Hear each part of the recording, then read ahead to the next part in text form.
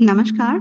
A very good morning to respected Professor Arvind Mishra, sir, Director, CSIR-CIMFR, honored chief guest, Shri D.B. Sundararaman, sir, Vice President, Raw Material Division, Tata Steel, Dr. Ashish Mukherjee, sir, Scientist in Charge, CSIR-CIMFR, Digwadi Campus, Dr. J.K. Pandey, sir, Head, Project Planning and Industry Interface, CSIR-CIMFR, all my seniors and peers, ladies and gentlemen, present offline and also online who are connected from the different regional centers, as well as all the audience in the YouTube live stream.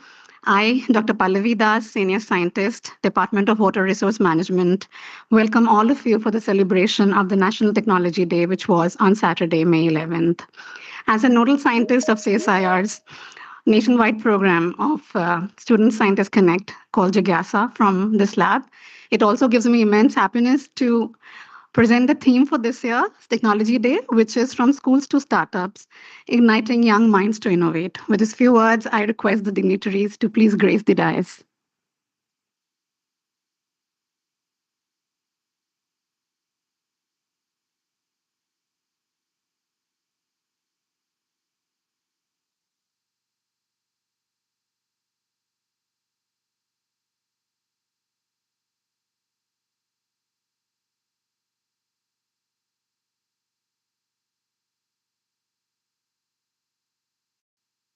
The National Technology Day commemorates India's successful nuclear tests conducted at Pokhran in 1998, demonstrating our country's technological prowess and self-reliance.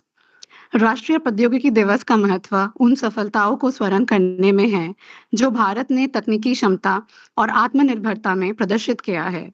यह दिन विज्ञान, प्रौद्योगिकी और नवाचार में महत्व को मनाने का भी एक अवसर है जो राष्ट्र निर्माण में महत्वपूर्ण भूमिका निभाती है। We are gathered here to celebrate and promote the spirit of technological excellence. With this in mind, let us commence today's program. Ladies and gentlemen, it's an honor to welcome our chief guest, D.B. Sundararaman sir from Tata Steel. His presence today here is a testament to the strong partnership between industry and research institutions in driving technological progress. मैं अपने निर्देशक महोदय से अनुरोध करती हूँ कृपया मुख्य अतिथि का स्वागत एक किताब प्रस्तुत करें. Can we have the book please?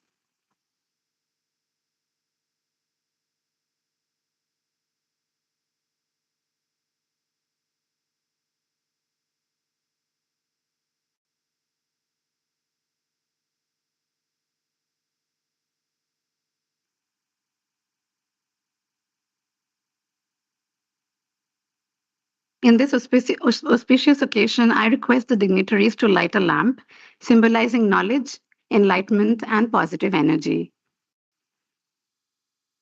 दीप ज्ञान की ऊर्जा को प्रकट करता है और विज्ञान की रोशनी फैलाती है.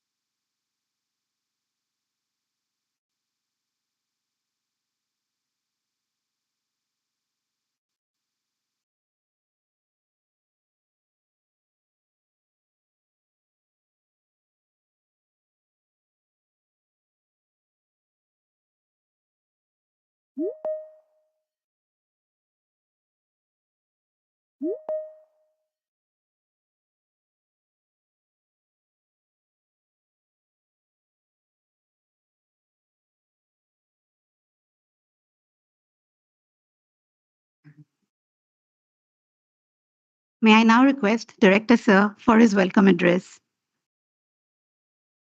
May I now request Director Sir for his welcome address.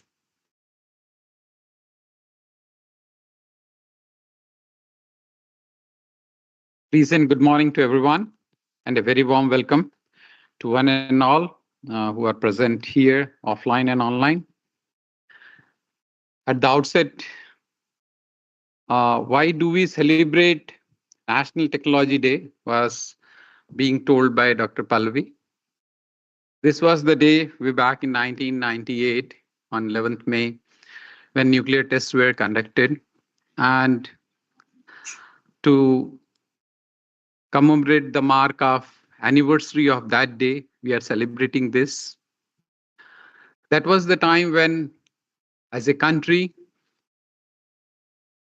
we knew that after conduction of the test, there will be certain sanctions from the so-called tech developed countries, and there will be certain repercussions out of that. But to get in space on the high table, global high table of the elite class, for getting the space for the country that was required. And down the line, right now, when we look up our technology allied countries or the countries with whom we are having long term time and we are developing the technologies, are those countries which had put on sanctions on us. So, this is the day to celebrate. We became self reliant, powerful.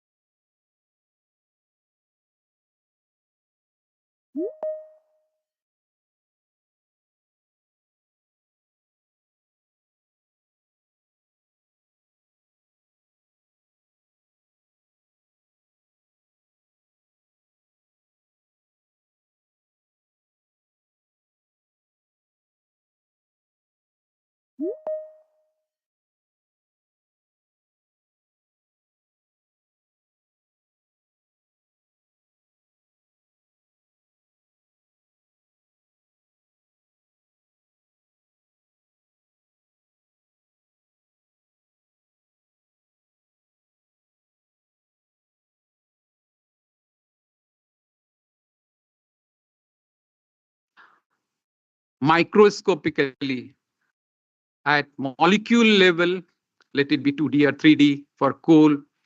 We have the kind of knowledge, the kind of expertise. And with that, emission mode project we have taken up for clean coal technology, wherein coal to syngas or coal gasification. We have established the gasification for indigenous coal, high ash coal, which is PFBG, pressurized fluidized bed gasifier of 1.5 TPD, which has been established in Digwadi campus pilot plant, which is up running. And the advanced dual bed gasifier we are putting up. Apart from the syngas or the gasification, we are also working on syngas to methanol. The pilot plant has been put up in Digwadi, is under trial.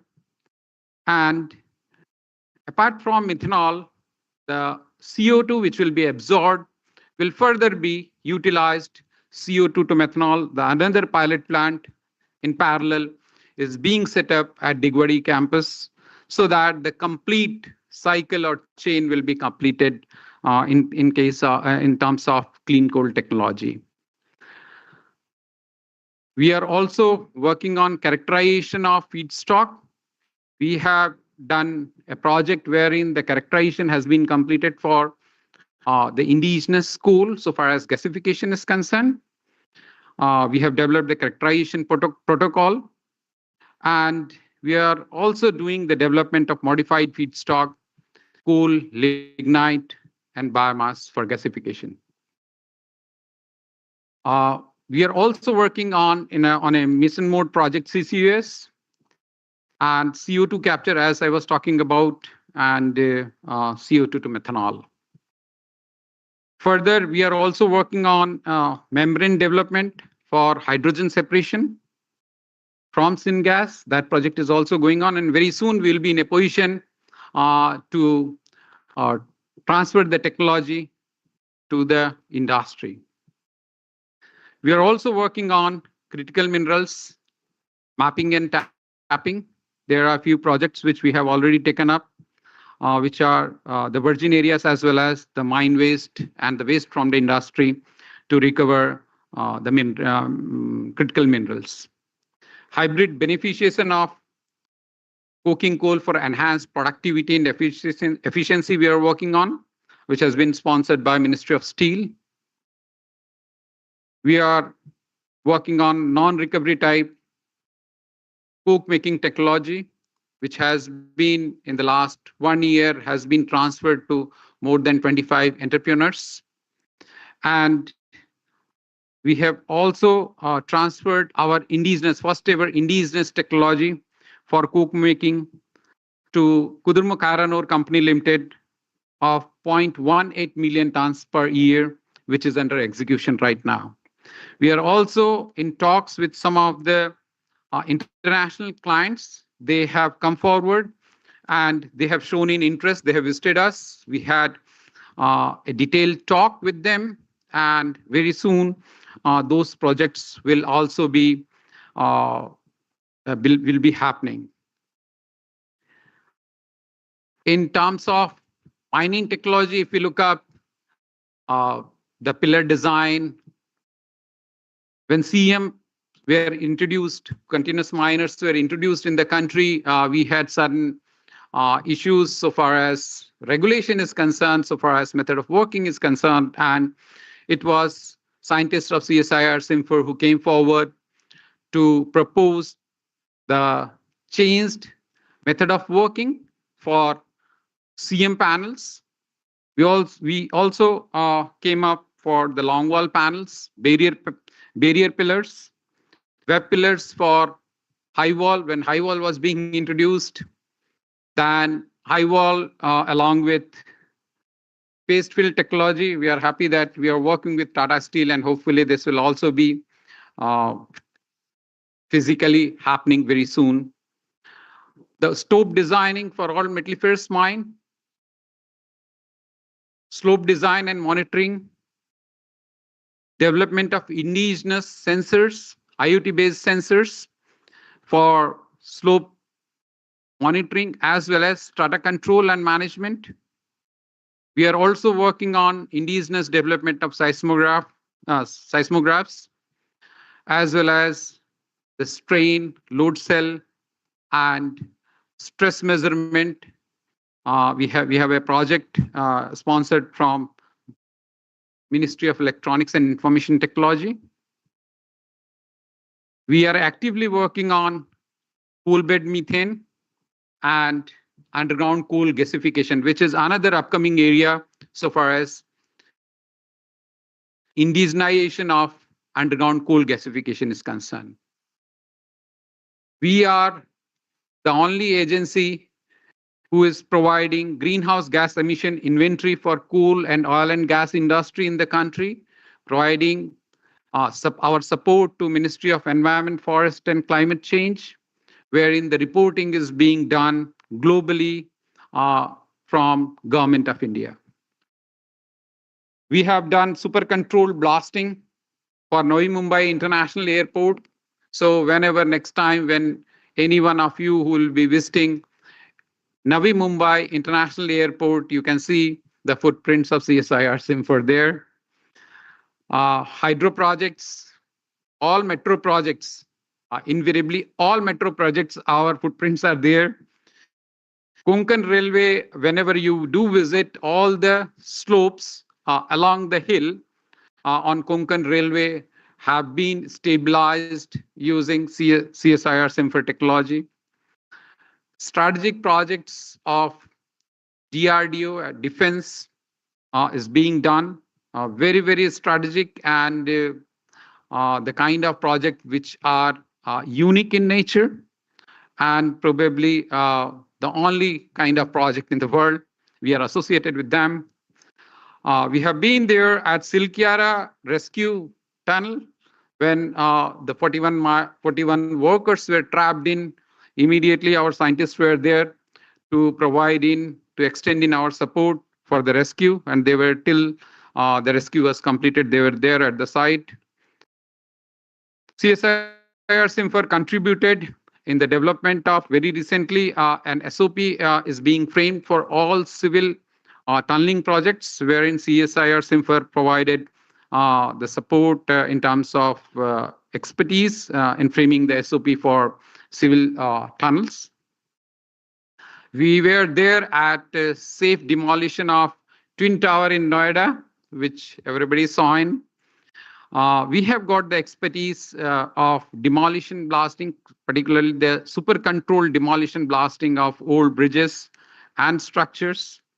We are also working on the project Mumbai to Karjat, that is Panvel to Karjat, wherein two twin tunnels are there and which are very sensitive, and our team is executing the project.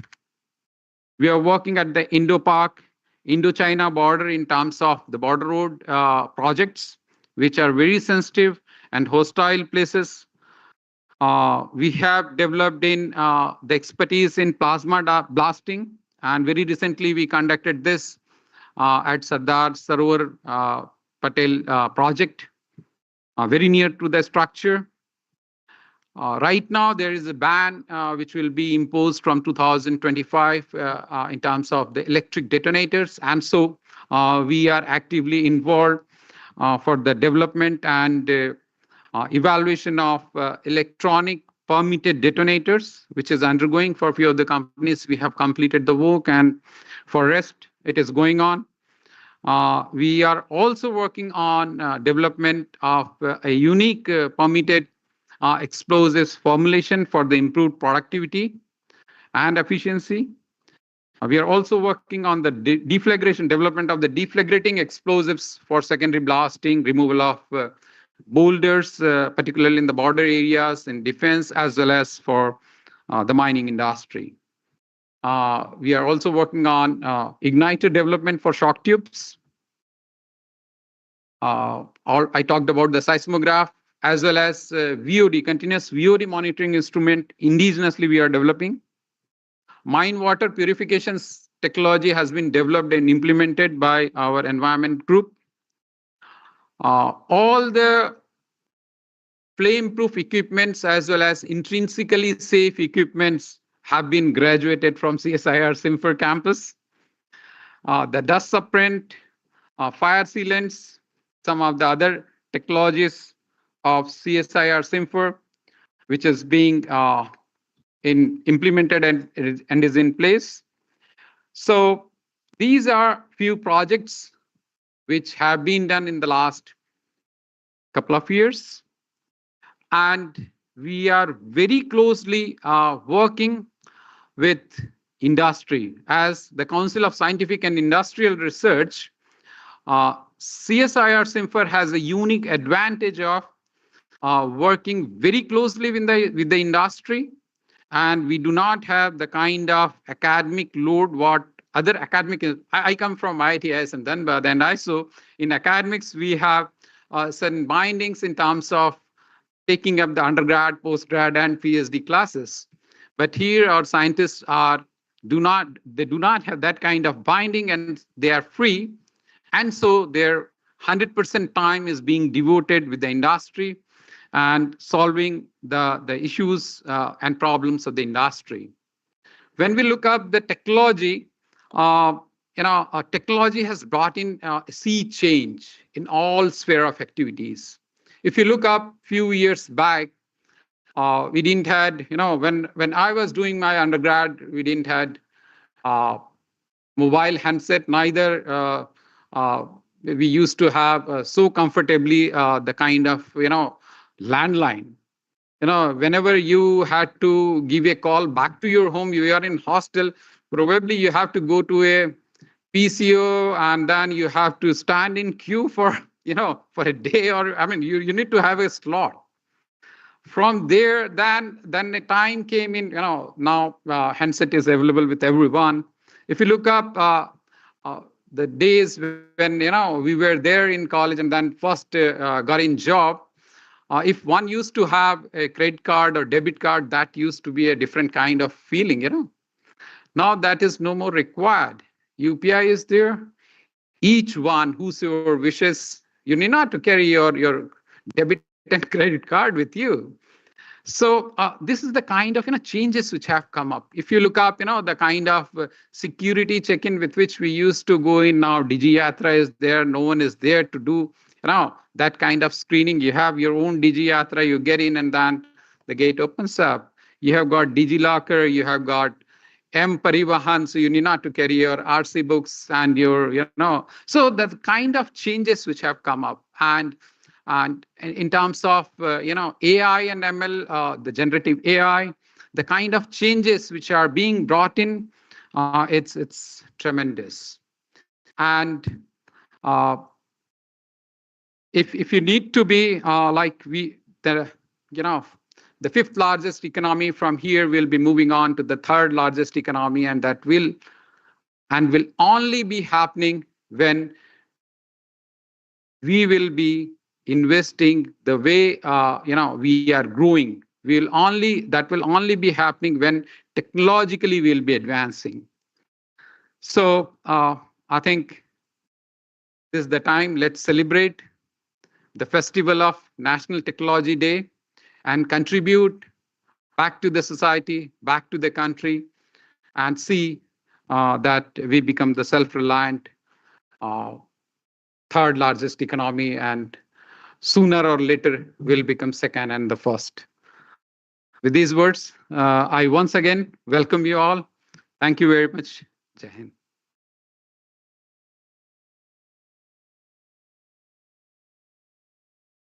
Thank you so much, sir, for your enlightening words and for showcasing the technological advancements made by our lab in your address.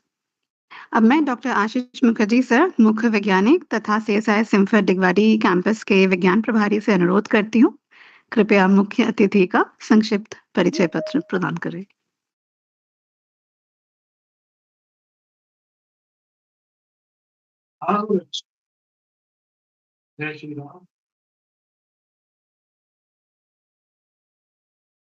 Good morning, everybody.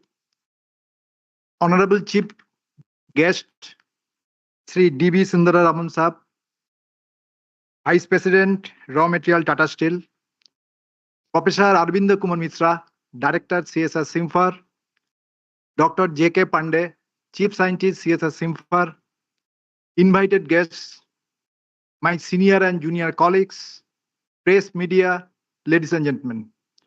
We are really lucky and honored that we have with us Sri D.B. Sundar Raman Saab, Vice President, Raw Material, Tata Steel. Short brief introduction. Sri D.B. Sundar Raman joined Tata Steel as a graduate trainee in 1990 after completing BSc Engineering in mining discipline from NIT Rourkela. He worked in various capacities in coal and iron ore mines of Raw Materials Division, Ferroalloy Division, and subsequently promoted from Principal Executive Officer, PEO to CEO to and MD.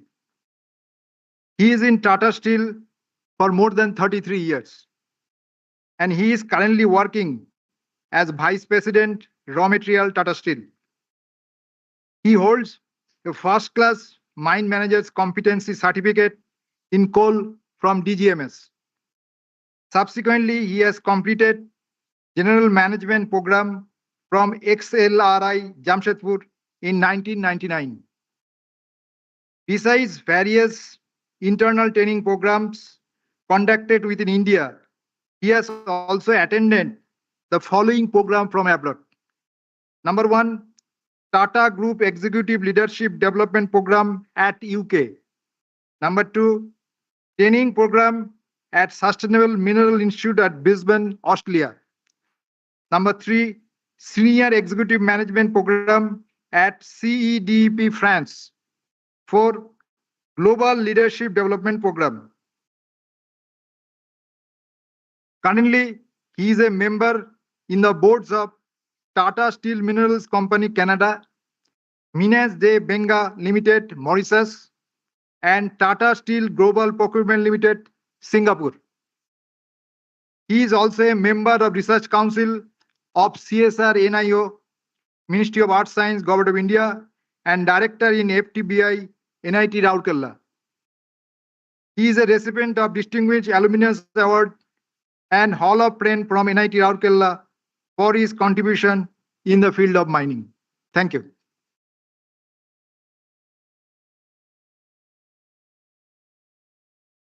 Thank you, sir. It's time now to hear from our esteemed chief guest. We all are eagerly waiting to hear from you, sir. Kindly share your insights.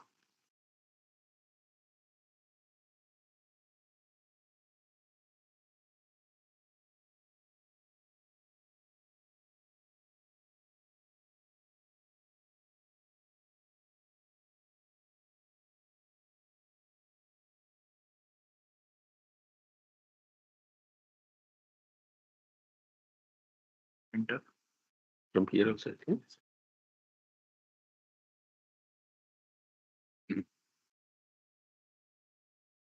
Good morning, everybody. Professor Arvind Kumar Mishra, Dr. Ashish, Dr. J.K. Pandey, and all the galaxy of scientists who are present here, both online as well as offline, and my colleague, Sri Sanjay Rajoria. Once again, good morning, everybody. I feel privileged and also a bit embarrassed in the sense I am a mining engineer. I'm going to talk about innovation technology in front of galaxy of scientists who have already been doing a lot of work in the fields of science and technology. So the way Professor Arvind Kumar Mishra, sir, you have mentioned about the contributions of CIMFR, I think the way Tata Steel has mentioned its theme line, like we also make tomorrow, should also make something like that. We also make future for India. The way I've seen in all the fields, there is no field which is left out where there is no contribution from CIMFR in particular. So my compliments to you, sir. And I think this is my second major, you can say, interaction. The first one being, as mentioned in the profile also, that full one day I spent in Goa along with the NAO Research Council meeting, where I saw that except me, everyone else was a doctorate. So someone was addressing me like you also done as Dr. Sundaram. I told my earlier boss, his name is also Mishra, is A. Mishra. So sometimes people get confused and they say Dr. Sundaram. They say he said, तुम इतना अपना औरा बना कर रखा कि लोग confuse हो जाता है कि तुम कभी कभी डॉक्टर हो. So and also the way we you mentioned about the technology day. So I think at the cost of a bit repetition, I would also, before I go for that, let me show this picture. This has got a good significance. As all of you know that in 2019 November, Government of India has enacted saying that now women can work in all three shifts in mining industry. So we were the first company to engage women in all three shifts. Not only mining engineers, we have got more than 150 women operators who operate those dump trucks are 100-ton dump trucks. And also apart from that, we have also gone ahead and we are engaged transgenders. Those if you are the team which you are saying, it is not only women employees, there are transgenders also in that. And I think because outside India, people may not talk about the transgenders and all because of privacy policy. But for sure, I can say the way we have engaged transgenders, the way we discussed in many fora, many of the companies have written back to us saying that we would also like to engage transgenders because the success which you have seen, and also the apprehension we had that yes, in eight hours shift and all, we would be able to control the behavior of the fellow colleagues. But what would happen when they get into the society and the community? How would the co-employees treat them? But let me tell you, the way our unions responded very responsibly, even we never got even a single complaint about transgender saying that someone has ill-treated or mistreated them in the community. So that also shows the maturity level, the way India is now growing and India is showing now. So coming to Technology Day, yes, as it has been mentioned by Dr. Pallavi also and Professor Arvind Mishra, this was the day, though we observed on May 11, 1999, after we did the successful nuclear test on 11th May 1998. To commemorate that, we have been continuously every year we were celebrating, and as mentioned by Professor Arvind Mishra, when we were discussing last year in a very big way, entire Technology Day has been celebrated in Pragati Maidan. And I think almost all the departments of CSR have participated in that, and many of the companies also they saw what has been the technological developments in India in various fields. And the other day when we were discussing about CIMFR, I know that though it's in eastern part of India, but the way CIMFR gets associated with the industry, I'm not sure how many of the other CSR wings they get because of the knowledge and the capability which you have, and also the need the mining industry has. So I think both of them complemented each other. That's the reason why you are absolutely any new development or any test we would like to do, any experiment we would like to do. First thing comes to mind anywhere in mining industry is CIMFR. And my association has been from 1991 because from that day onwards when we started moving from cartridge blasting to gel and explosives and all, then that from that time onwards we were never able to do it alone. So always we looked at CIMFR, and we got also support. I remember Dr. Nebula was one of them who helped us, and even Dr. P.K. Singh and all in explosives. How do we use that? So we have got a lot of association as far as open cast mining is concerned, and underground. Sanjay Razoria is a witness to all the developments. Whatever you mentioned, everything has been done in underground mines with the help of CIMFAR. So again, I compliment the way you have been guiding the mining industry towards technology and innovation.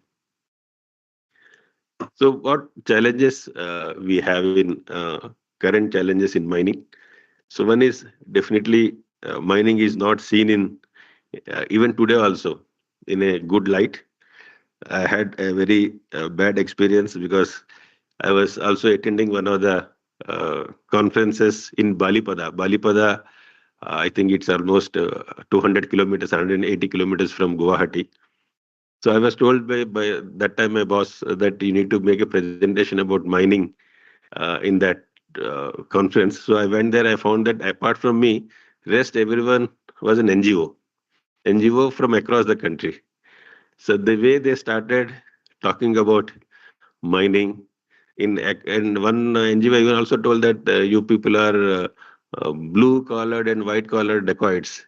So that was the feeling they had. So then my presentation came. So I presented about the experience of Tata Steel, how mining has grown in Tata Steel, including some of the interventions we had in Novamundi iron mine and all the way we have converted some of the mining sites to forest, almost forest, because from a distance it's very difficult for any person to find out whether it's a virgin forest or a forest which has been created with primary, secondary, and tertiary growth. So after that, I think it was around 12 o'clock. I made the presentation. After that, I think the tone and tenor I could see that they could reduce that, and they appreciated that. Yes, it's not that whatever they hear and whatever they see that is end of everything. There are many mining companies, both in public sector and private sector, wholeheartedly who are trying for sustainable mining because we know that it's not only I'm an engineer. Before that, I'm a citizen of India, and it's my responsibility to ensure that entire the area where I work, I do not create any inconvenience to the community. So that's the reason why environmental impact is going to be a big challenge for us because definitely there is a biodiversity loss we have, and mine waste and tailings management is becoming very difficult across all the locations. In coal, we find that at least tailings are being used, either it's recycled or they're being used in even in brick kiln manufacturers, they take tailings. And some of the power plants, they mix tailings, middlings, and rejects, and they use. So we could say some use. But in iron ore, though we are trying to do slime, but we are not able to get to a good technology where the slime can be beneficiated. Maybe I would like to look forward along with the IIT though we are doing, but along with them, if you can also give your helping hand with our R&D technology, we'll see how can we convert this slime into usable iron ore. The challenge which we have is not enrichment of iron. The challenge we have, how can we, the rejects we generate after recycling of slime, how can it be less than 45%? Because today IBM's threshold value is 45%. They say below that 45% it is rejects. If it is above 45%, then again it becomes a reserve, and you have to keep somewhere in the mine. So that becomes a major challenge for us. And as you also, sir, mentioned, carbon emission, that itself is a major issue. Let me talk about the problems we today are facing in Europe. We have a steel plant in Emodin. There, the carbon emission is benchmark in the world. We have the carbon emission when we say then ton of carbon emitted for ton of crude steel production. But still we face a lot of issues in the society saying that still they wanted further it should go down. So even tomorrow, whatever we are facing today in Europe, tomorrow maybe India would be facing because people when they see outside world, then people would definitely say that how can we reduce our carbon emissions, because at the average if you see in India it is almost 2.5 tons average, we can say, tons of carbon is being emitted per ton of crude steel production. And though Tata Steel has taken a target, our target is to reach to 2 tons by 2025 and 1.8 tons by 2030. Though we have been able to contain these in our existing plants, but the way we took over new plants, like we took over Tata Steel BSL, earlier it was called Bhushan Steel in 2017, and in 2019 we took over Usha Martin's steel operations, and 22 we took over Neelanchal Ispat Nigam Limited. There, the emissions have been out of control. So now we are trying to see how can we bring them down. So if we see the existing operations of Kalinganagar and Jamshedpur, which are our legacy operations, we are very much able to control. But when you talk about the new acquired companies, we are struggling and we are trying to bring them at par with the current operations. So that is a challenge as a whole Tata Steel business is facing.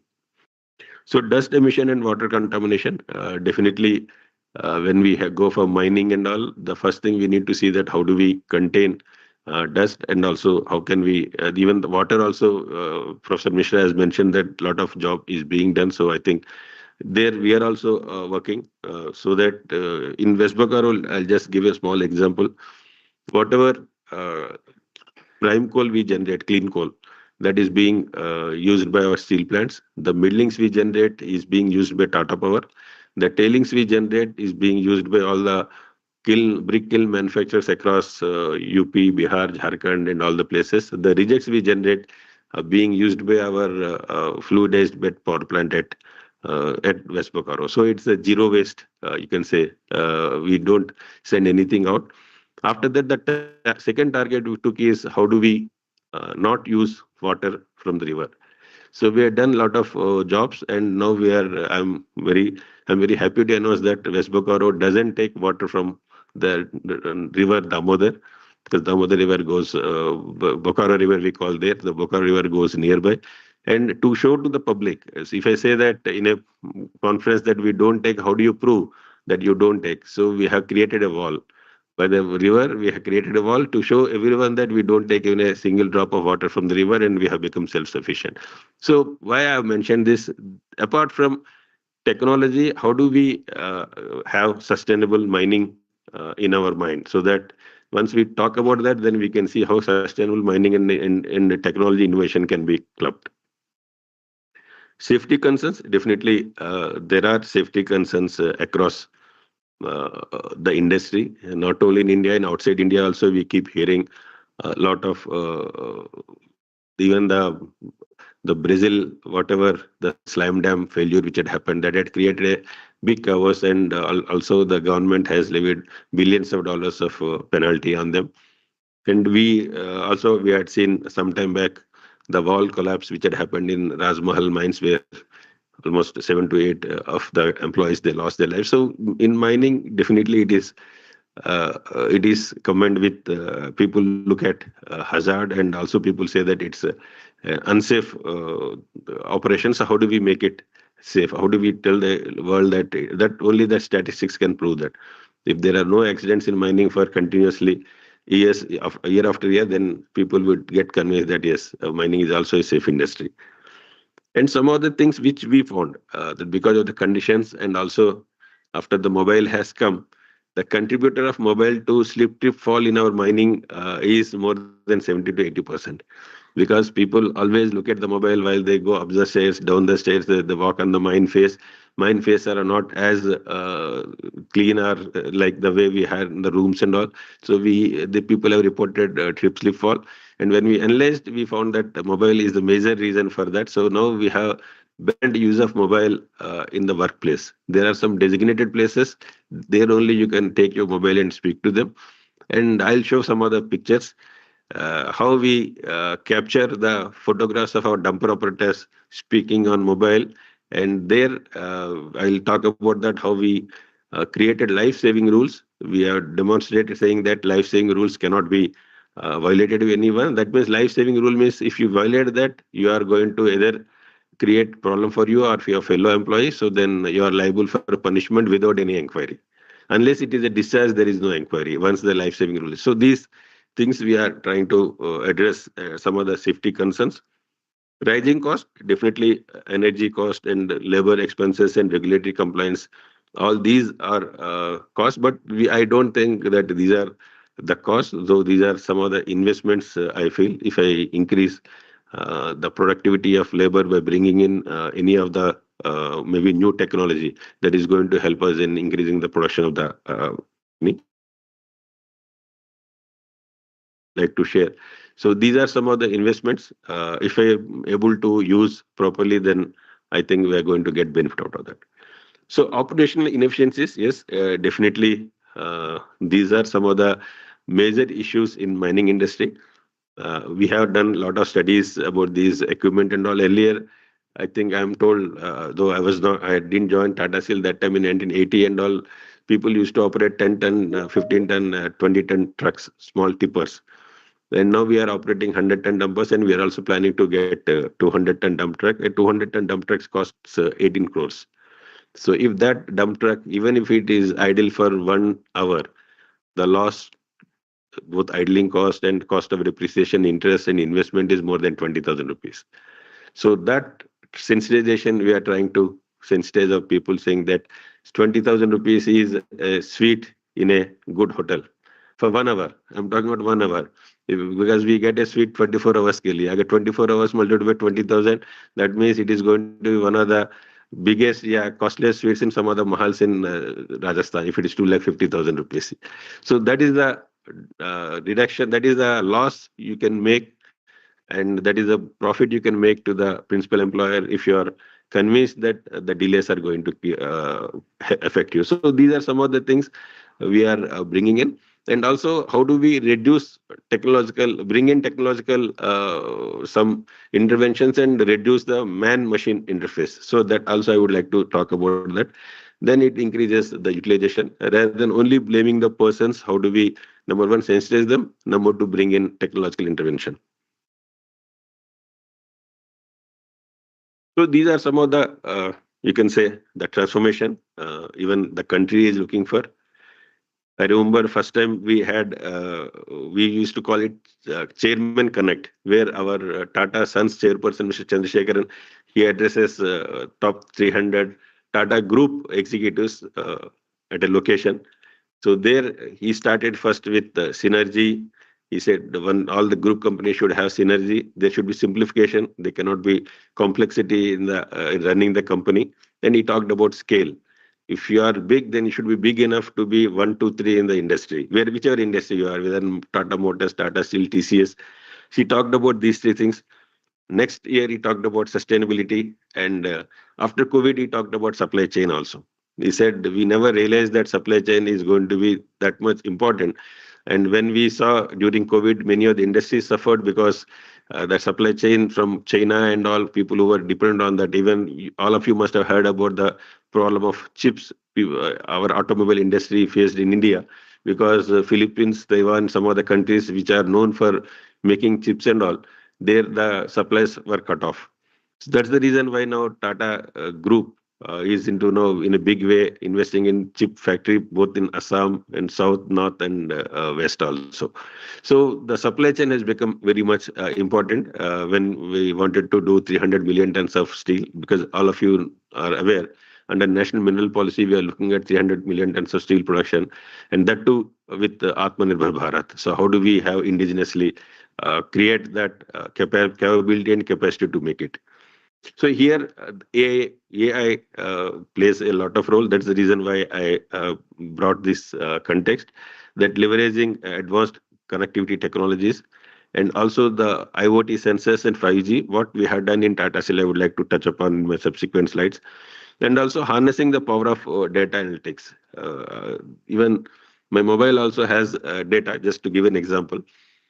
Whatever safety visits we do across, because when I talk about raw materials, we are 22 locations and there are 30,000 employees working in only raw materials. Out of these 30,000 offices, 7,000 are own employees and close to 25,000 contract employees. So in all these areas, we are connected 90% of the areas through CCTV cameras. And also people do their safety visits, because that's mandatory for every officer, every employee to do a safety visit. Safety visit means in a month you have to at least go to 4 of your locations and see what is good and what is not good and how are you going to connect. So the AI at the backdrop, it works, and it every week it throws one data point to me saying that these are the blind spots. That means incident has happened 1 month back somewhere, but in last 1 month no one has visited that place. That means this is one blind spot. And also it gives saying that these are the areas which are going where the visits. These are the areas which are hazardous where you need to keep an eye. So that shows me, because out of 22 locations, so many areas, I know that these 4 or 5 areas are hazardous.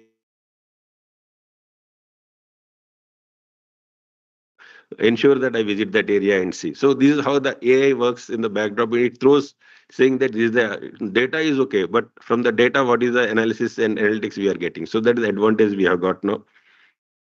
Autonomous vehicles, definitely today, I would say that India is not prepared for this, because number one, definitely the cost, wherever autonomous vehicles have been employed, because there they didn't have manpower to operate. But here we have got surplus manpower, we have got skilled manpower. We can, the way I told that the ladies who didn't even ride a scooter, Today, after 6 months of training on simulator and everything, they are operating 100-ton dumper and 250 class of equipment, excavators, loaders, dozers, and all. So we don't have dearth of manpower, and that's the reason why I say that even today we are not talking about the autonomous vehicles and all, but definitely we are talking about how do we enhance our safety, how can we reduce our traffic. That's the reason why we are going for higher class of equipment and all. This is one example just I would like to share, like the intelligent mine planning, which we are adopting. And when we say it's not only Tata Steel, because I had seen some of the mines, both Northern Coalfields as well as Steel Authority of India Limited, NMDC. Many of the mining companies are now adopting this. One is, how do you have your mine planning, which there are statutory plans. How do you bring that statutory plan to year-wise, then monthly and day, as well as shift-wise plan? This is very important wherever there is a quality control. So from there, you come to know that this is from this quality we have to feed to the plant so that the plant works as per those parameters. So that's why it is very important. And also the mine plan on phone. Everyone who is operating in the mine, they know that this is what is the feed which is happening. Second, in the bottom, you can see the real-time rake tracking system, because as far as iron ore is concerned, we are the second biggest iron ore producers in India. We have almost 1 lakh tons of iron ore is being dispatched to all our steel plants.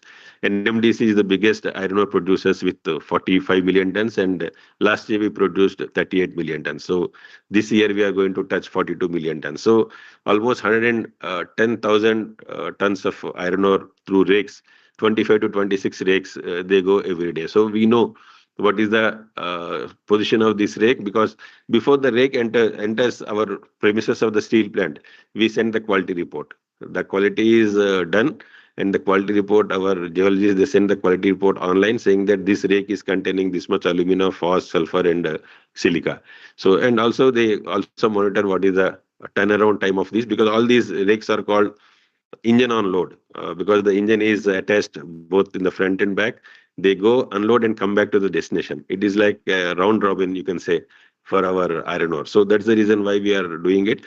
Not only this, whatever rakes we get from the port, we get a lot of coal, because we produce only 22% of coal in India for our operations. 78% is imported.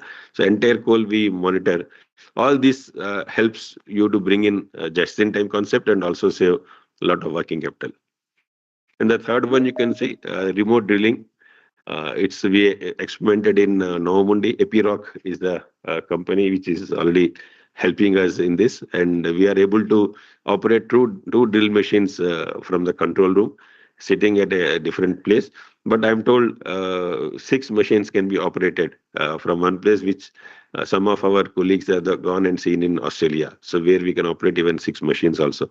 That shows that it's not that we are going to reduce manpower. That is not the concept. The concept is, when these people operate in the mine, you know, the dump trucks and operate despite water filling and everything, there is dust emission. At least these people, and we had also seen in the past that the drill operators and helpers were the people who were most exposed to dust compared to dumpers and excavators, because they sit in an AC cabin. These people have to get down. Though they all sit in an AC cabin, they have to get down for changing of the rod and all that. So that's the reason why we thought, how could they operate from a distance? Now this has become very successfully, we are able to implement that. The last one is real-time quality monitoring, which I mentioned during the mine plan. How are we going to, how does the control room know that the dumper which is coming and dumping, what quality of, if it is coal, what quality of ash it has, and if it is iron ore, what quality of alumina and Fe it has. So this is being monitored. This is one major enabler, you can say, in Tata Steel. We call it Suraksha card. We introduced this prior to COVID, and we got a lot of advantage during COVID also. We know that the general thing is all the employees. So there was a joke also in Tata Steel around this. So suddenly once in a meeting, Mr. Ratan Tata asked the managing director that how many employees we employ in Tata Steel. So one number came from the finance, other number came from the HR, and the third number came from the business unit. So we were not even knowing how many, well, because that time the systems were not in place. It was manual admins and all. But today, Suraksha card is one thing that along with the way I'm carrying my access card, they have a chip on this access card. All the employees, they have a chip on that. Because of the chip, we know whether the person has entered our mine premises or plant premises or not. After he has entered, whether he has gone to the place where he has allocated or not. The person who is supposed to work in a washing plant, whether he is there in washing plant or he is loitering around the mine. So the moment, because everything has been controlled by beacons, so the beacon tells clearly whether the person's position.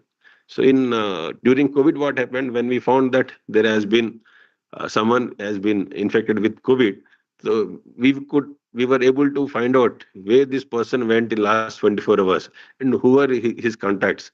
So immediately we also isolated all the contacts which he went and met in last 24 hours.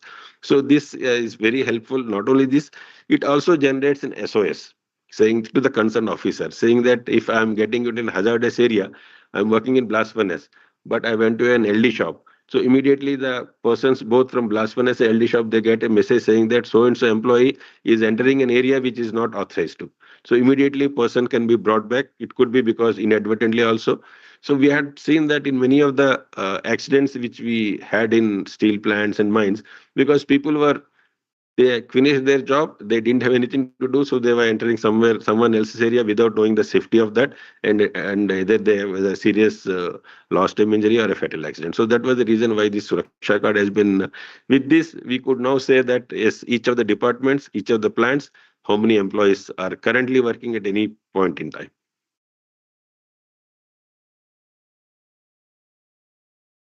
This, I think, government also has made it mandatory, both by Ministry of Coal and also IBM. So now we use drones extensively for all the purposes because drone is one technology. Because my colleague Piyush Srivastava, who is the chief of NRD, half a day he can take on the usage of drones, how we are using and what is the benefit we are getting from this. So first thing is we launched to find out the benches and all that. But today for survey measurement and also with the help of drones in real time, we are able to see the configuration of the roads, the benches which you have, the roads which we are having, and everything, and how the configuration of the mine has changed in last 1 month. So that we are able to do centrally from Jamshedpur.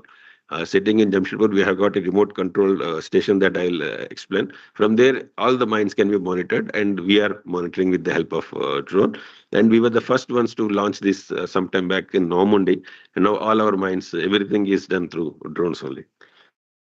And the other thing we found in mining is the cost of maintenance, because unnecessarily breakdowns and also unwarranted breakdowns also cost a lot. When I talked about idle time and all, even our operators also say that it's okay, you can tell me that I'm not operating.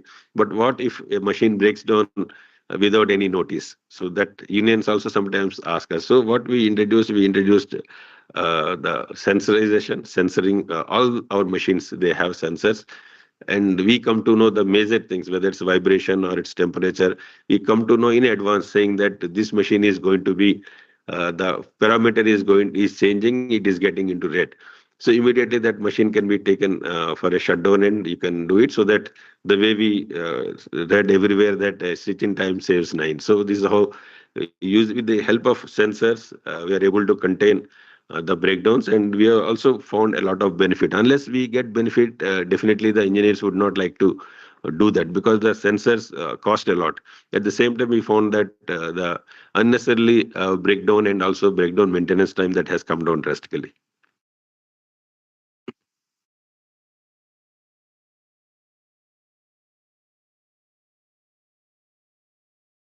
So these are some of the examples I would like to share with you how the technology is being used. On the left side, when I talked about productivity, it's called a boulder detection system, which the name has been given internally by us. If you see in iron ore mines, as I mentioned, there's 100-ton dump trucks and around 7 cubic meter excavators. When they excavate along with the small material, even the boulders do get generated and they are dumped into the crushing plant.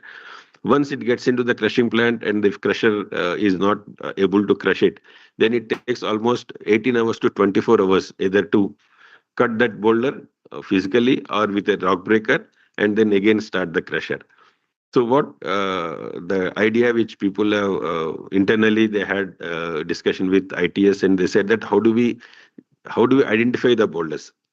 So you can see here we have put in some uh, we have identified what is the oversize, and we have put a camera on the excavator, and it has been connected to the control room as well as the dumper operator, saying that if more than this size gets into the dumper operator comes to know, the control room comes to know. You can see on the top boulder detection, that means he comes to know that there is a oversized material in the dump truck, so the dump truck doesn't dump into the crusher. It dumps into the place, and from there the boulder is taken out. And though it looks simple, but it has taken a lot of time for us. One is image processing. How do you define? So you can see the bottommost, how the image is being captured, and then the image is also it also looks whether it is an oversized material or not, and then it gives the signal. So it took us almost 6 months to 9 months time, thanks to our ITS persons who internally developed this, and we are now able to implement across all our locations. That is one which is giving. You can see the size distribution how we have mentioned, and how the image processing is helping us to detect that and work. So that's what I have shown in the right side, the cycle. Notification is sent to dumper. Before that, the image acquisition system, and then the image processing, and then the notification. This completes the entire cycle. This is one which already, sir, Professor Arvind Mishra has already mentioned in his talk also, high wall mining. We are the second mine to implement high wall mining after Singareni Collieries. Singareni Collieries was the first mine to implement high wall mining. So now we have started this. And to just, I would like to share, we could go up to 300 meters inside that. So that is one major, we can say, the achievement. Inside up to 300 meters we could go. And also almost zero point 0.5 to 0.6 million tons of coal has been extracted, which is, I'm told, we had done Googling and all that. So we had told that there's a world benchmark achieving 500 to 600,000 tons of coal from a single high wall miner. Otherwise, this coal would have been lost. Because as all of you, and I know, don't say all of you, some of you know that if the top bench is 3 meters is left out because of DGM's regulation, and in a mine like West Bokaro, there are almost 13 to 14 benches. So that the bottommost bench would be more than 42 to 45 meters is left out. So with the help of high wall miner, we could recover all this coal which would have been otherwise lost. And the advantage, just to give you an advantage, what the West Bokaro coal has for Tata Steel. 1 million ton of West Bokaro coal is going to give a benefit of more than 1,000 crores for Tata Steel because of the cost of mining, number one. Number two, the technology which Tata Steel has. Because generally, if you talk about coke-oven batteries, there are two types of technologies. One is top charging, the other is stamp charging. So since we have adopted stamp charge in across all our steel plants, we can use medium coking coal. And also, when I was in one of the conferences, when I was mentioning that average 35% ash coal, we are reducing it to 16%. Today we are feeding 16%. Then one of the Coal India executives, he said, no, it is unbelievable. How can you reduce it to 16%? That to medium coking coal, it is not possible. So then I invited him that please come and visit our washeries and mines. And the team had come and they had seen. And as we always say, seeing is believing. So they were also convinced that it is possible. Our target is to reach to 13% ash reduction from 35, average 35. It varies from the best seam around 24% to the lowest seam, which is almost 37 to 38%. So this is one thing. And also what extra we are doing here, as mentioned by Professor Arvind Mishra also, as you can see that we are getting into that, and after that we are leaving some after gallery, we are leaving some space, you can say in underground parlance like a pillar to give strength. We are saying how can we fill these galleries with paste filling technology, and then start using the other pillars also, so that the current maybe the recovery, which is 40-45%, can go up to 75-80%. And I'm very happy that CIMFR is helping us, and also DGMS has given all the approvals which are required. Thanks to CIMFR also, because when they know that, first when we said the Chinese player who is there, so then they were not very much convinced. When we said no, along with CIMFR we are going to work, then DGMS is also convinced, and we are waiting. Unfortunately, the people who were supposed to come, they didn't get the visas. So we are trying for the visas. Once I think they come here, once we develop these technologies, after that we can indigenously work. We are not required to depend on someone else. So this is a big initiative. Almost we are going to increase the recovery to 70-75%.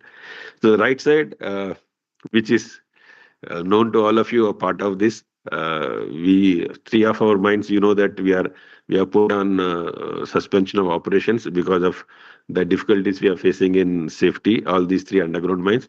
In some of the underground mines, accessibility is an issue. And even if we go for sandstoning, sand doesn't reach those inaccessible areas. And the major surface installations, you can see the railway line, Mumbai Howrah railway line, and all are on top of these underground excavations. That's the reason why we instead of sand and water ash slurry, we brought in fly ash paste, and we have successfully done it. And you are also one of the partners in this one. And you can also see in the bottom, though it is written in the bottom, but it is clearly mentioned that first time in world. So, sir, my thanks to your team who have been part of this initiative, and also Sanjay Rajoria, who has taken lead in this. And it's one of the and when I was asked to present what was your the best technology innovation which you did in FY24 to our chairman, I presented this was as the first point that we did this. So that has been our pride point also. As I mentioned, this is the raw material footprint. We have got coal mines, underground coal in Jharia area, open cast coal mines in West Bokaro, iron ore mines in Navamundi, Joda, Katamati, Khandman, and we have ferroalloy plants at chrome mines in Sukinda and manganese mines in Joda, Khandman, and also ferroalloy plants across all our locations. So these are the around, as I mentioned, 22 units. Now, how we are monitoring the safety and also some of the KPIs through IRMSC. This is raw materials, you can say the supervisory center. That's why we call it. It's an integrated supervisory center which is based out of Jamshedpur. So this is how the center looks like. We have youngsters sitting all 24/7, and they are looking at all these facilities, and they are also trying to see how first thing is safety. How safety is being monitored. I'll just show some of those slides. I'll show how safety is being monitored. And after that, some of the KPIs, whether it's fuel consumption, productivity, how that is being monitored through here. And for our people who are working in the mines, it is just like a big boss looking from Jamshedpur and making the corrections wherever they are. Example, this is a primary crusher. On the right side, you can see how we have adopted AI and video analytics to just warn a person. If person is without helmet, immediately the message goes to the control room that so and so person is entering into the zone. That's the reason why it is showing red. That though he had a helmet, but he cannot enter the zone. That's the reason why it. And also I showed the My Pass app. That app is there in everyone's mobile, so we also get to know that something unsafe act is happening. And left side you can see it's a green. It is not working. It is not in running position. So that's why people can enter in. This is one example how data analytics. And these are some of the photographs. As I mentioned, people are not supposed to use mobile. This is one of the life-saving rules that it has been displayed across all our locations. And if someone does it from Jamshedpur, the cameras, we have got more than 1,000 cameras across all our locations. So these people, they continuously watch these and they send it to the concerned shifting, just saying that this is the violation. You can see some of the violations. Just I've shown some photographs. Person sitting in, you can see the dumper. They didn't use the seat belt. So that's why immediately it goes to them. And the moment the person gets down, he gets a caution letter saying that you are not used seatbelt, so you have violated the life-saving rules. So because now people are absolutely alert. The at least the feedback I got from the youngsters when we started this 1 year back, there used to be hundreds of such violation and messages and all.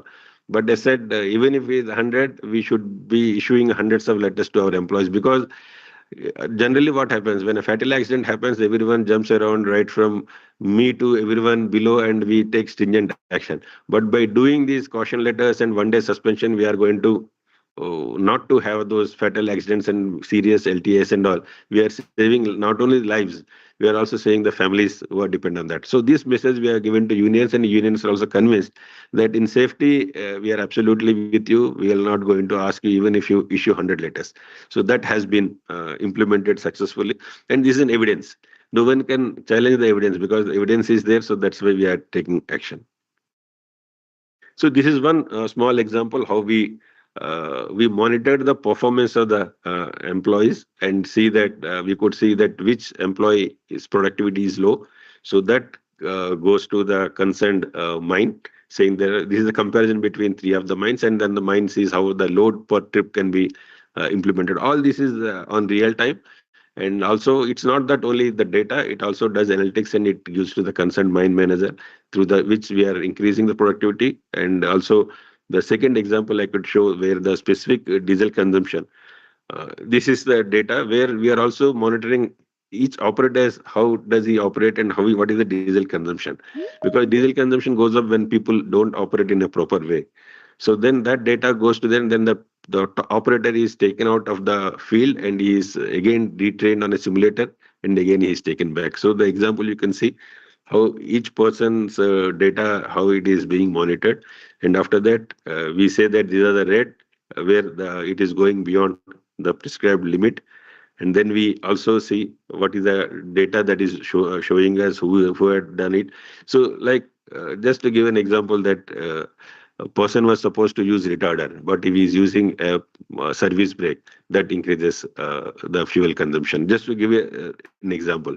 So like that, we capture the data and then tell the operator, and they come back to the simulator. They're being trained, and then we are seeing that after sharing the findings, the accelerator pedal usage dropped to 21% from 34%. With this, we could save the fuel. This is how the before and after 50.78 to 46. You can imagine with per hour there is a reduction of almost 4.6 liters, and we operate hundreds of dump trucks, and also they are operated at least 20 hours a day. So how much diesel we could save by doing this? So these are the future trends.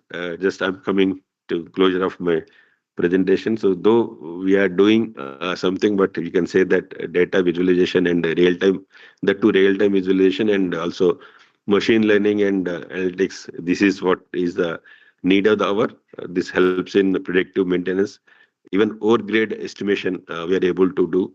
And also the energy efficiency, as I mentioned, talked about fuel, and also the supply chain optimization by monitoring the rakes and all that.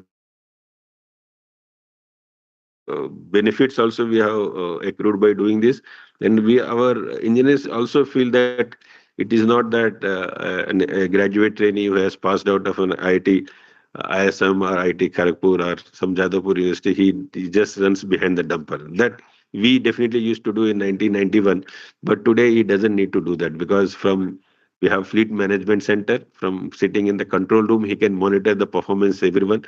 He can see how the conditions are there. For that, only for visibility that yes, there is an assistant manager and manager in the shift, he can go and do some safety observations. Rest of the things he can do from the control room. So that has been the enablement for the youngsters, whether he's a mining engineer or maintenance engineer these days. Still, the challenges are galore. Uh, as I mentioned, time and again we face some Wi-Fi issues or connectivity issues and all. So then there is a break in even the data. So infrastructure limitation is there. So data quality and integration, skill shortages, because the best of the guys definitely would like to move to IT and all that. So this reminds me my experience in 92, 93. Around 10 of us joined as graduate trainees in West Bokaro. And after 2 years or 3 years, most of them have left. But all of us joined in shifts. So operator पूछता था कि sir आपके साथ फलना साहब join किए थे वो कहाँ चले गए, बोले वो पढ़ने के लिए चले गए, और दूसरा साहब वो वहाँ चले गए, बोलता था हाँ अच्छे लोग कहाँ यहाँ रहते हैं. So that वो हमको समझ में नहीं आता था कि वो उनका इग्नोरेंस था कि वो जानबूझ के बोल रहा था. So that's what is the issue, because definitely skill shortage is there. But yes, today the way we are enabling our facilities after 2 years of experience in the shift, people are being brought to Jamshedpur. They are monitoring this. They are also finding, and also they are doing a lot of analytics. It's not only data. So they are also able to tell me, even 2 years, 3 years engineer is able to tell how the things are running. And after once he goes back to the mine, I think he would be able to appreciate all these things much better. High capex, definitely all these dump trucks and all, the high investments we have. That's the reason why we say that we should be able to operate at least 20 to 23 hours out of 24 hours. And cultural organization changes because of the mobility, and also the way we have got Internet of Things and connectivity. People know what's happening outside these mines, and people are more willing to go out. So we have done a lot of changes in our HR policy also. We have got a drive-in, drive-out system. We don't have fly-in, fly-out, but we have drive-in, drive-out. People can stay anywhere in Ranchi, Hazaribagh, Dhanbad, anywhere they want to stay, they can stay. And we are providing additional bachelor accommodation at the mine site. See, up to them. They want to go in the evening, they can go back. If they say that after 5 days we would like to go, they can go back. So that their families and their children and all, they are given good facilities as far as the education is concerned. They can stay in any city. So there are many changes we are bringing in to retain talent. As all of you know that retention of talent at the mindset still is a big task. Thank you very much for your patience.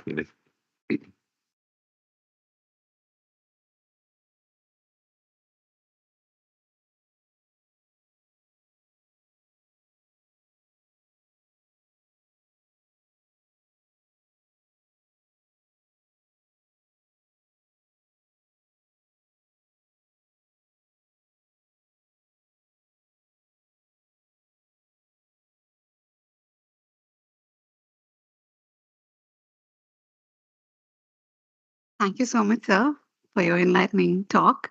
And in the words of Arthur C. Clarke, any sufficiently advanced technology is indistinguishable from magic. So, of course, we are all enthralled by the new advancements that AI is making, and we all kind of eagerly trying to implement that in all our research. So, it's a wonderful initiative that you presented. Thank you so much, sir. Now, today we are also very lucky to have amongst us Sanjay Rajoria, sir, GM Tata Steel Chariya Division. I would kindly like to request, sir, to kindly come onto the dais and share with you your experiences, and also like what is your feedback about the the collaborations from CIMFR.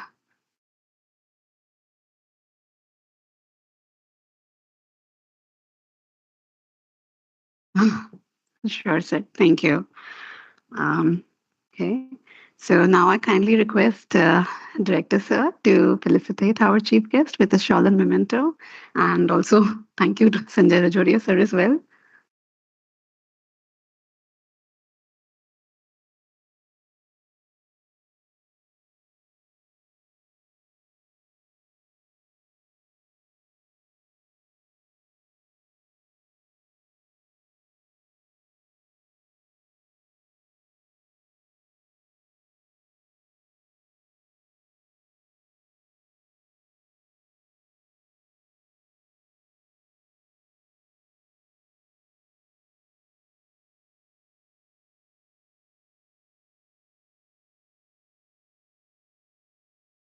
May I kindly also request Director Sir to felicitate Sanjay Rajoria sir. So kindly come to the dais, please.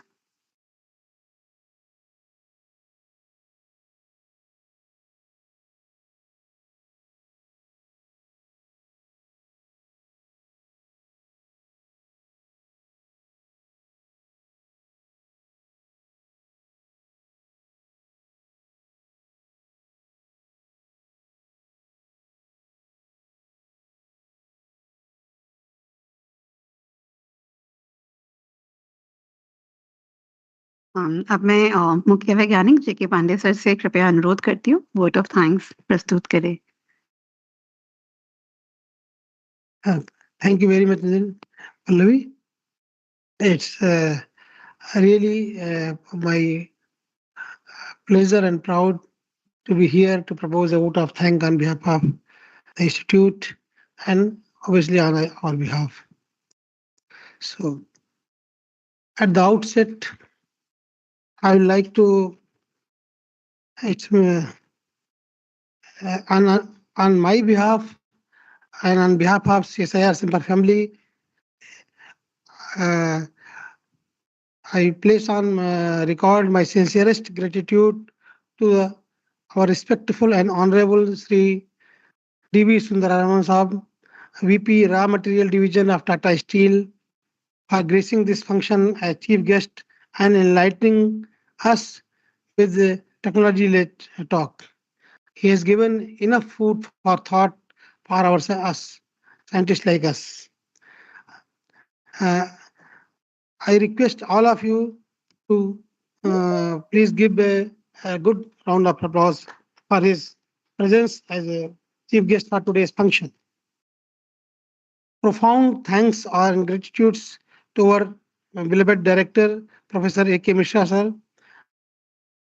His kind, constant encouragement and great guidance throughout for this event as well as for any such events for celebrating the function like Technology Day in a befitting manner has is always he is always a source of encouragement and guidance for any such function and for any such events. We propose a vote of thanks for our director, Professor A.K. Mishra. Thank you. Now, Sri Sanjay Ravira ji obviously is our friend, neighbor, and very close friend for at least as far as CSIR-CIMFR is concerned.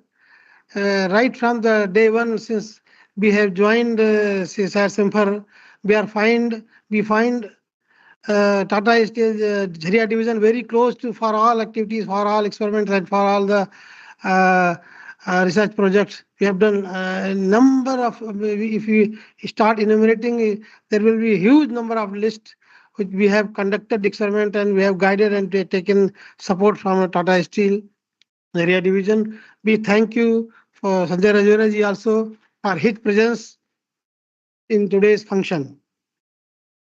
My hearty vote of thanks to all the scientists, staff members, and those who are present in the auditorium and also through online mode, through MS Team, as well as through our YouTube Live. Thank you very much, sir. To organize any such event like this, we need support and help from and cooperation from all the supporting departments like PPI staff and then HRD, IT administration, finance, purchase, all those who have generously contributed and supported in organizing this event in a gratefully and their help is gratefully acknowledged.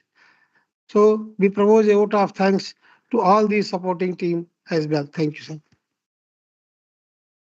I would express to my sincere thanks to the persons from press and media who have come here to and who has always been a pillar to take our the work, technology, events, all these that we are celebrating in the institute to whole the world to the nation as a whole that we are celebrating this event and what we are doing, what technology we are doing. They have always been a good dissemination of good disseminator of knowledge for our institute and for we propose we expect that this time also they are going to do our disseminate our these events arrangements to the outside world. So we propose a vote of thanks to our press and media team as well. Thank you very much. And finally, to all the ladies and gentlemen who once again thank you. We thank you all who have contributed directly or indirectly in making this event a success. Thank you all. Thank you.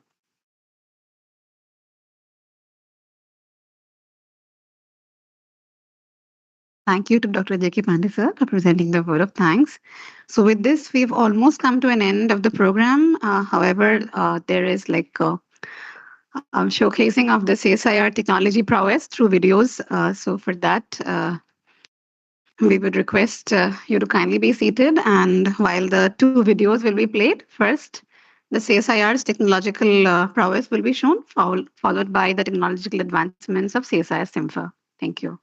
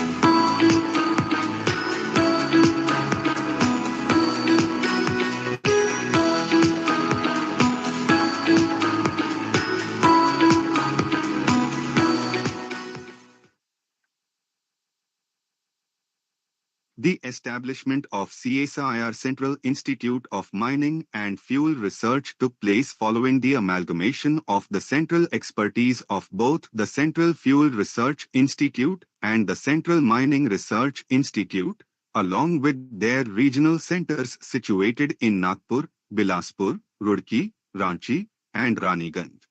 CSIR Central Institute of Mining and Fuel Research has concentrated its R&D endeavors on the subsequent focal areas, namely clean coal technologies and uses of transformed version of coal with syngas, methanol, liquid petrol results in minimal carbon emission.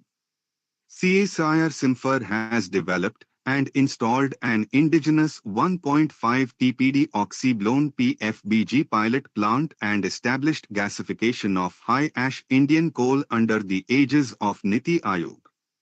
The syngas generated from PFBG pilot plant is suitable for various downstream applications. Further, to generate the methanol from syngas, The institute has achieved expertise in the area of catalysts and process development at bench scale level for downstream modules including syngas microcleaning, water gas shift reaction, CO2 capture, and syngas to methanol, and other chemicals. Conversion of inferior coal to high-energy coal coke through beneficiation by recovery of carbon values from carbonaceous and washery tailings and reducing the environmental pollution by treating the coal slurry tailings by beneficiation and creating value-added product. Developed cost-effective technologies to make domestic coal useful to steel plants. In this direction, the institute has developed a non-recovery type heat recovery coke making technology with stamp charging and coke quenching which can accommodate Indian coals with inferior coking properties. The technology has been commercialized and transferred to Kudremukh Iron Ore Company Limited, Mangalore for 0.18 MTPA coke production and institute is also getting royalty. The technology has also been transferred to 20 more different companies in last 2 years. Several indigenous guidelines, norms, formulations, mining methods developed by the institute are being widely used by the Indian mining industry for the underground extraction of coal and metalliferous deposits under different geomining conditions to increase production, productivity and safety of underground mines.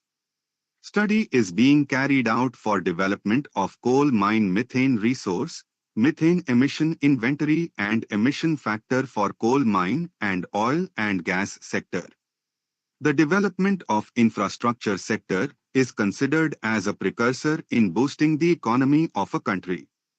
Accordingly, the institute has developed a specialized controlled blasting technique for safe and efficient rock excavation works in metro rail projects, highways, railways, hydraulic tunnels and land development for construction of airports.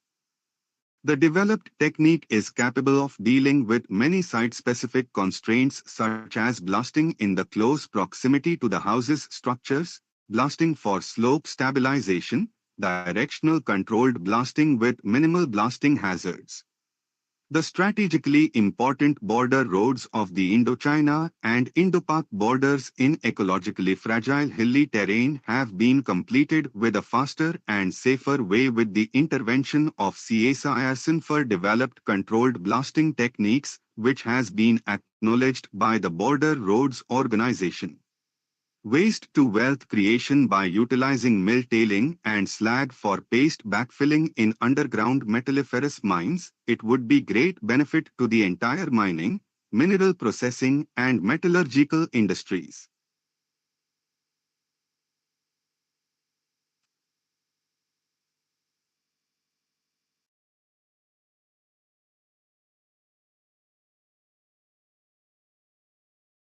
Thank you everyone. आप सभी से आग्रह है कृपया राष्ट्रगान के सम्मान के लिए खड़े हो जाएं।